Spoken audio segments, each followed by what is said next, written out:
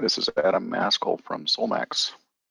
We are doing a product showcase on our new geosynthetic capping system, LiteEarth. So today we've got a 20-minute presentation together for you. We are going to just take a quick refresher about landfill caps in general, talk about why we go fully synthetic like a LiteEarth system, what causes synthetic turf infill erosion, talk about LiteEarth, which is an optimized alternative capping system. We will go through real briefly the LiteEarth system components, and I'll show an example project at the end. And we'll have a roundtable discussion tomorrow where we'll go into more detail on all this. We have questions. I will not be able to see chat, but if you have any questions during, feel free to punch those in the questions section, and I'll be able to see those. Get right into it. So let's take a quick look at landfill capping and how it works. First question, why would we cap an impoundment or cell in the first place? And the answer is, once a system reaches equilibrium or saturation, water in the top means leachate out the bottom. It may take a while to get to that state in drier areas, but that's the mechanism. And the reason that works is saturated versus unsaturated flow. When the material is not saturated, most of the water flows by capillary action, and that's a moisture tension, and it draws into the material that the moisture is in. It's essentially a vacuum.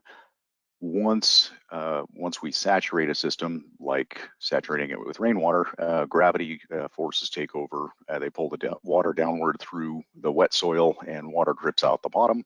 In this case, that is to underlying geologic materials or worse yet, groundwater. So we use caps. This is a relatively complicated cap, but in cartoon form.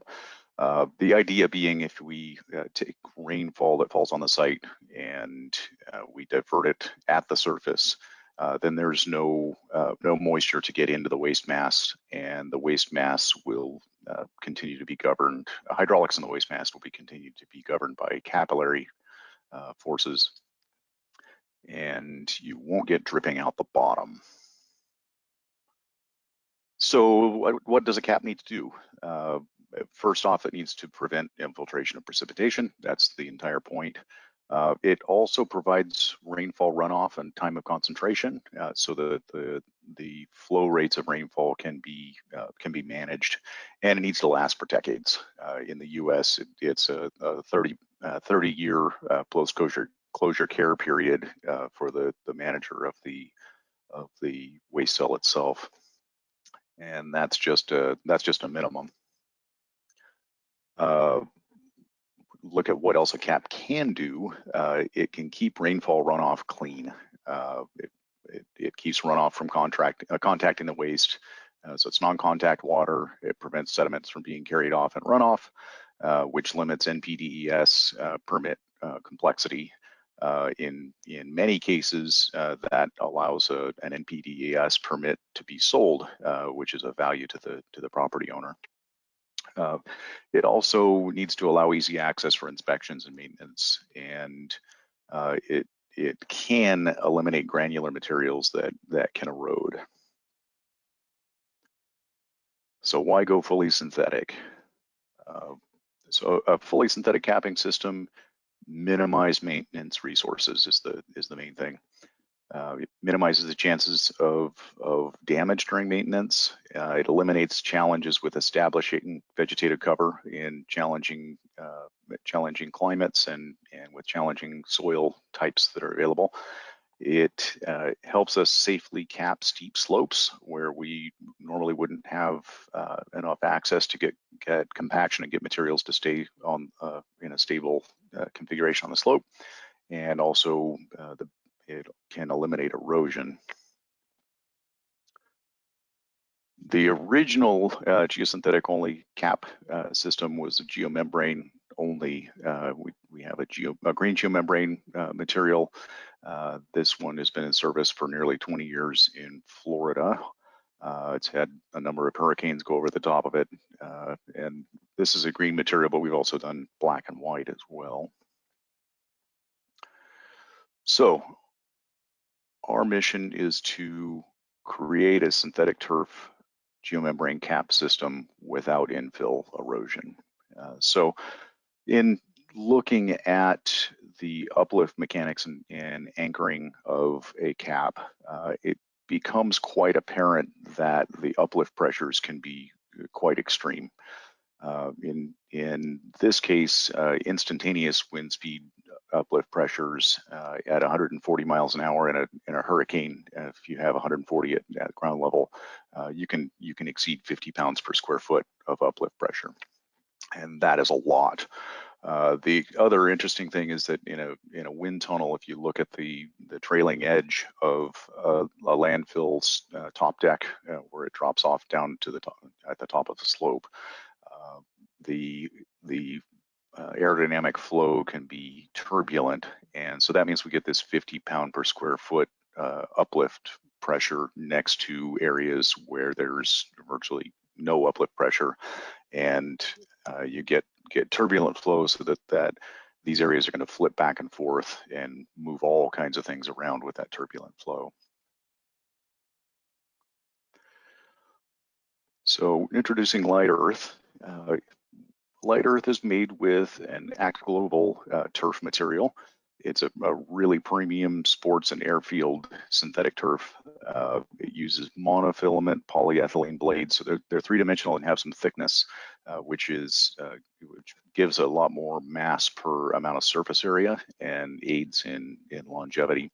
The grass material, although in a bit different configuration below in LiteEarth, the grass material itself has been used on over 1,700 sports fields and on dozens of airports for stabilizing next to runways, so airplanes can get back onto runways when they veer off under their own power.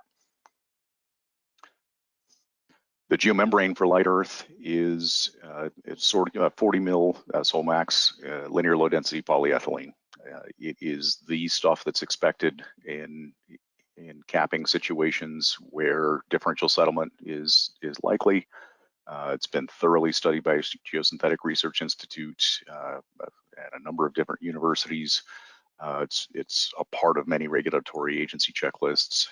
It has a 30+ year track record in service, and the texturing with a blown film co-extruded texture, you can get interface friction without any overburden. And the biggie on it is 30% multi-axial break elongation, should it come to that. We use pneumatically driven earth anchors, and those anchors are driven into the soil. They're corrosion resistant. They don't disturb the soil itself, or actually to be driven into the waste in a lot of cases, into compacted waste. It's driven with a couple of different conventional equipment types. There are smaller ones for shallower installations at lower wind sites that can be driven just with a hammer, and also a pneumatic hammer for deeper installations. And each anchor is pulled to its exact holding capacity. And so we know that every anchor that's installed will perform as it was intended. So anchors are driven into the soil or waste mass, drive rods pulled back, and tendon is pulled to turn the anchor and get it to bite into the soil or waste mass. And these anchors will hold somewhere between 500 and 2,000 pounds a piece, and that load is actually applied during installation. So the LiteEarth capping system, in summary, is a fully anchored geosynthetic capping system. It's a Solmax 40 mil linear low density polyethylene geomembrane.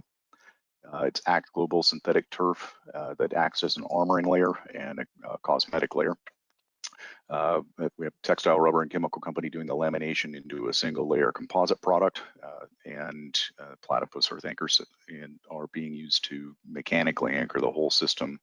So all in all, what we have is a single layer that comes off of a roll that's the geomembrane, the turf, all in one shot. It's welded using standard linear low density polyethylene geomembrane welding procedures, all standard equipment, and full standard testing.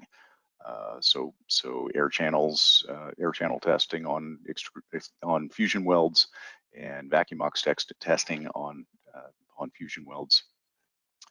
And everything is anchored down using a site-specific anchoring pattern to hold the material into place in wind events. And we have LiteEarth in the field. This is a recent installation out in California. This is a Sutter Avenue landfill in San Luis Obispo. And this is just before the completion of installation. There's a lot of detail work. The majority of the material's been deployed and fusion welds are done. And they're going back and doing earth anchor installation and patching over T-seams and butt seams and things like that. So that is it for our brief presentation on LiteEarth. I will open the floor to any questions if we have them.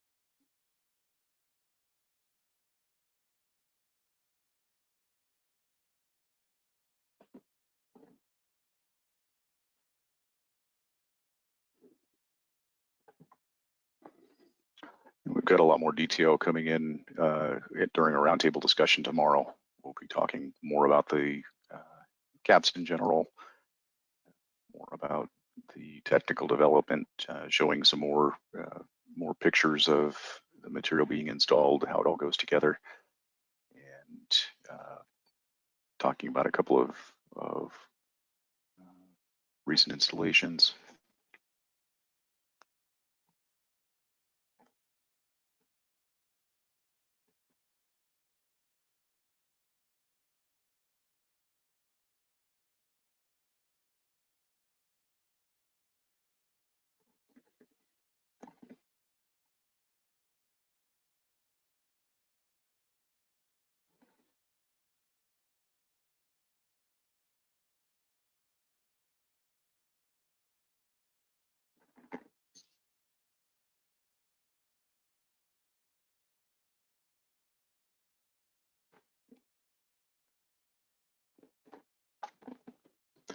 We've got a question about greenhouse impacts. Looking at the greenhouse balance, if you include all the transportation for caps that involve soils, this offers a complete capture of the methane and also greatly reduces the amount of transportation. So we can get somewhere around 20 rolls of, or 20 truckloads worth of soil onto a single truckload of LiteEarth.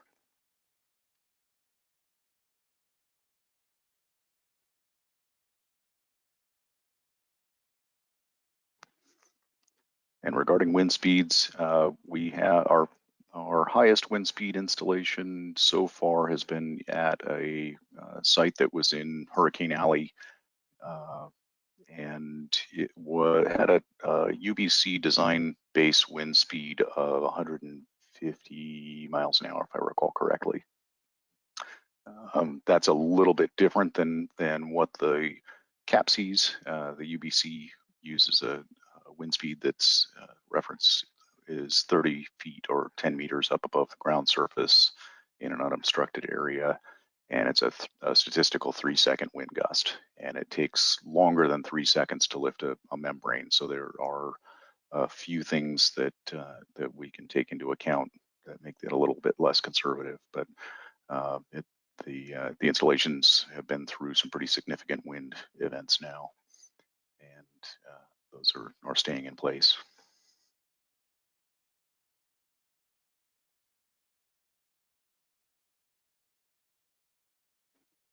A question about collecting outflow. Drainage of the system. We'll talk about this more tomorrow in the roundtable discussion.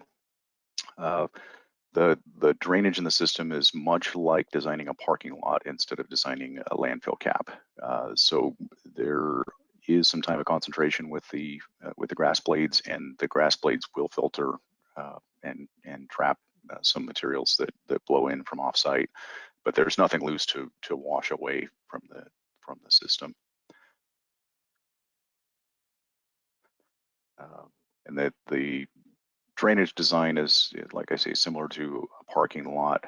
The time of concentration is a little bit shorter than a vegetated cover, and so at times, if the hydraulics are in more extreme cases, you may have to put a small regulating reservoir just to throttle that off flow.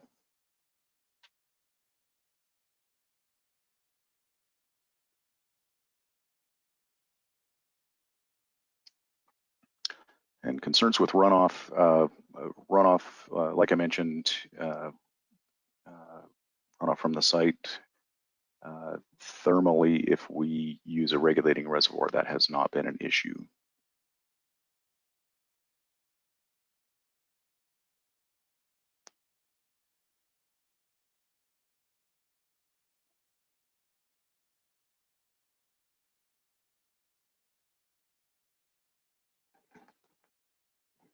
And it looks like about 1 minute, our time is up. I want to thank you for joining us, and we'll have a lot more detailed discussion on the LiteEarth system tomorrow.